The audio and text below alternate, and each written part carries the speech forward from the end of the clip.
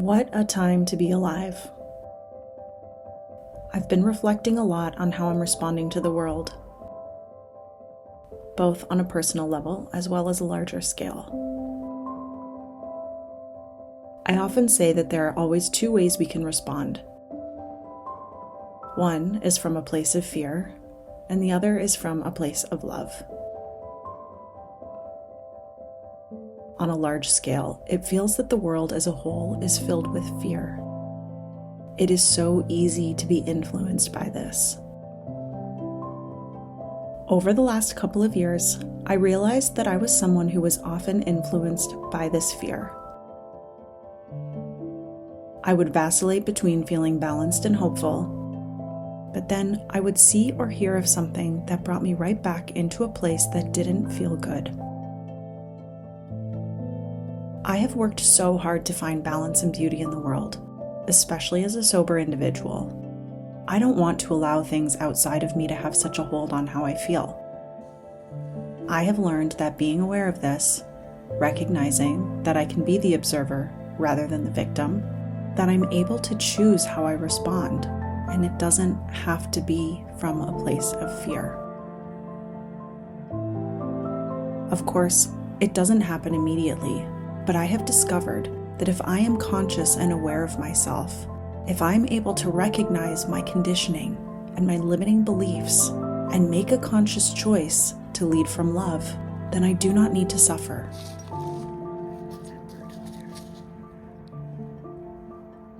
In the last year, I have been very intentional about how my actions influence the world. Am I adding to the fear, the division, the hate? Or am I adding love? Am I creating more nurturing, compassion, and hope? Am I seeing people for who they are and loving them exactly as they are?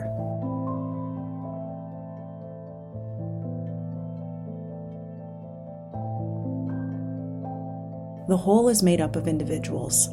I deeply believe that when we are kind and loving to each other on a personal level, when we can connect with others based on our similarities rather than our differences, we are adding more love to the world. Sometimes being loving looks like not engaging.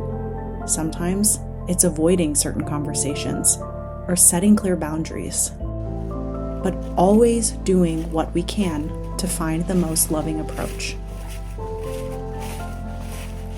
I believe that when we can do this, we plant little seeds of love, helping to make the world a better, kinder, and more compassionate place.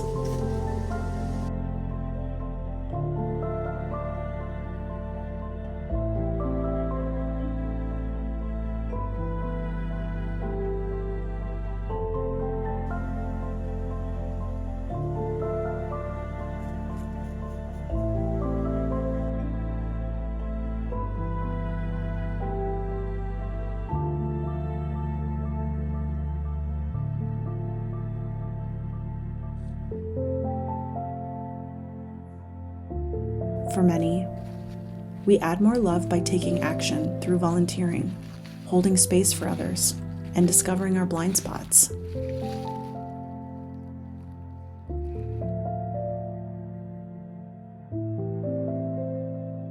For some, it is in creating art in all of its forms, simply for the sake of adding moments of hope and joy for both the artist as well as those who will experience it. I have tried to add my own little seeds of love through meditations, which provide nurturing experiences for folks to reconnect to themselves, quieting the noise of the world. I share energy healing because I know firsthand how magical it can be.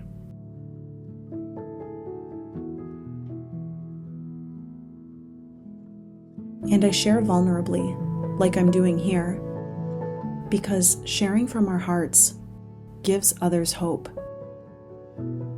It brings peace, and at the very least, it gives just a few minutes of connection between two people doing their best to see the world from a place of love, sweet love.